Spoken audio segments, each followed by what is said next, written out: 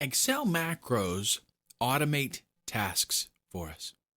Macros allow us to perform things very quickly, and they can literally save you hours and hours of time. In an earlier video, you'll remember that I copied in some data from PayPal from my internet browser, and after I pasted it in, I had to do some manipulation to the data to get it to where I could perform calculations on it. Well, while it is a whole lot of fun to figure out how we can do those kinds of things, inside of Excel, it gets a little bit discouraging if you have to do that repetitively over and over again. Let's say that I had to grab this statistical data, every day, and I had to do the same thing. I'd have to go in here and manually perform all of those tasks just to get just to get all the data in these cells to where I could work with it. Well, it's that exact kind of thing that macros help alleviate. There's a couple of different levels with macros. We're going to be exploring in the next couple of videos a very simple, low-level example of macros that simply records what we're doing and allows us to play back those tasks that we have performed. The trick to that is you have to have all of your tasks outlined perfectly, at least close to perfect, and then you record that series of tasks and you're able to go back and play it back. Beyond that, Excel also gives us the ability to become a programmer and go right into the code of a macro and manipulate it, and we can do even more with that. I'm not sure how much I'm going to be able to get into that, but we might have a couple of examples at least. I could probably do a full 4-hour course just on programming with Visual Basic inside of Excel utilizing macros, but I will at least introduce it to you. Before we get involved, though, in the actual process, there's a couple of things that I want to do. First, you might not have the Developer tab turned on inside of Excel 2007. And if you don't have the Developer tab turned on, then you don't have access to recording macros and playing them back and all of that. So if you don't have it turned on, right-click on the ribbon, go to Customize Quick Access Toolbar, and then on the left, go to Popular, and here you want to turn on Show Developer tab in the ribbon. Just make sure that that has a check by it, and that'll turn it on for you, and then click OK. And again, that's turning on this tab right here. Before we get into something as complex as what is required to manipulate this data and get it prepared properly, I'm going to go over to Sheet 2, and I'm going to show you a very simple example of creating a macro. Let's just say that I wanted to put some headings or something and then format them in a certain way, and I do this pretty frequently. So I'd like to be able to do it, just spontaneously and have it happen. The great thing about macros is that they execute not in the length of time, not real time, not as quickly as it took us to make the macro. It executes almost instantly. So on the Developer tab, I'm going to select Record Macro. Then we give the macro a name, and I'll just call this Headings 1. If we want, we can assign a shortcut key. So in other words, if I press Control and whatever letter I put in here, that will run the macro.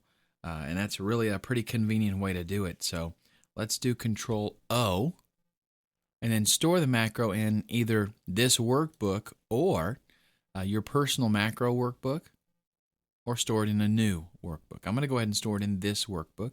And if you want, you can put a description here. Creates and formats headings. Now again, the trick here, after you click OK, the trick here is that when we're recording a macro, pretty much everything that we're doing is being recorded. What that means is that if you've got maybe extra steps, that's okay. It's not going to slow the computer down a whole lot, but you don't want to eliminate steps. In other words, don't skip anything. Sometimes when I'm recording a macro, I do find that I might add an extra step that wasn't necessary.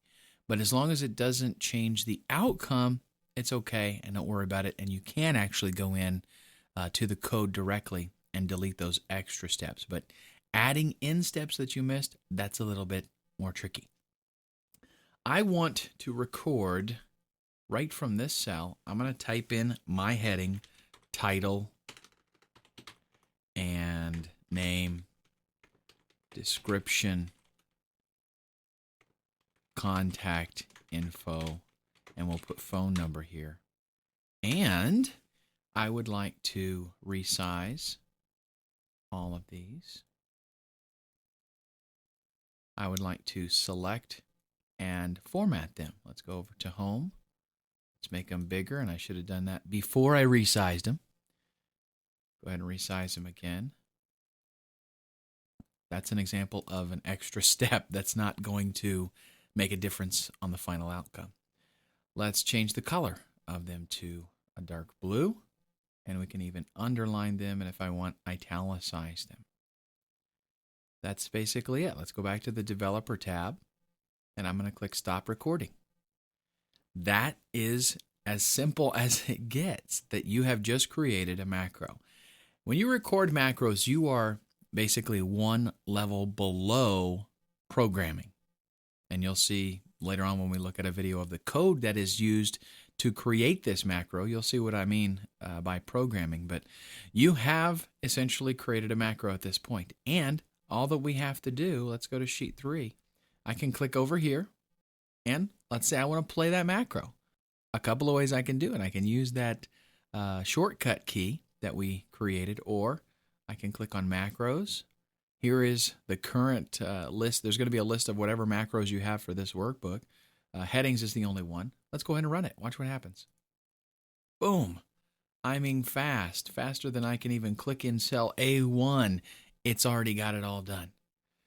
Now you'll notice that I had this cell selected, and it went ahead and went up here to A1 and started typing just like I did the first time.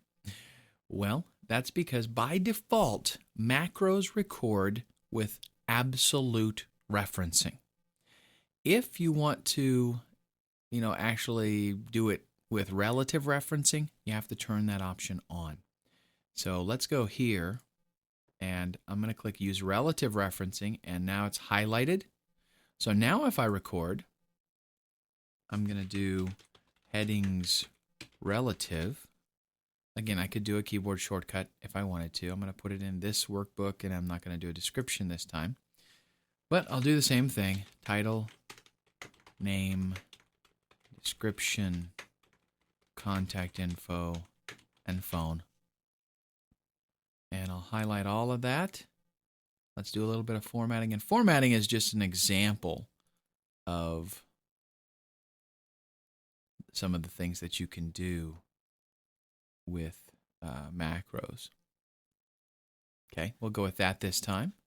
Go back to the Developer tab, and I'll click Stop Recording.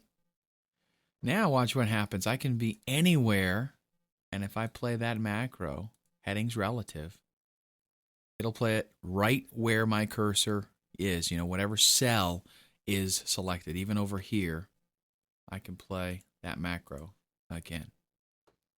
Okay, because now I'm using relative referencing. Let's create one more sheet, and I want to show you what happens if you use that keyboard shortcut. Okay, the same thing's going to happen, but you just need to see it actually in use. Do you remember what it was? It's Control-O. Okay, so I specified Control-O when I recorded the macro. So now if I do Control-O, look what it does for me. Automatically takes care of everything. All right, so that is a simple example of recording and using a macro.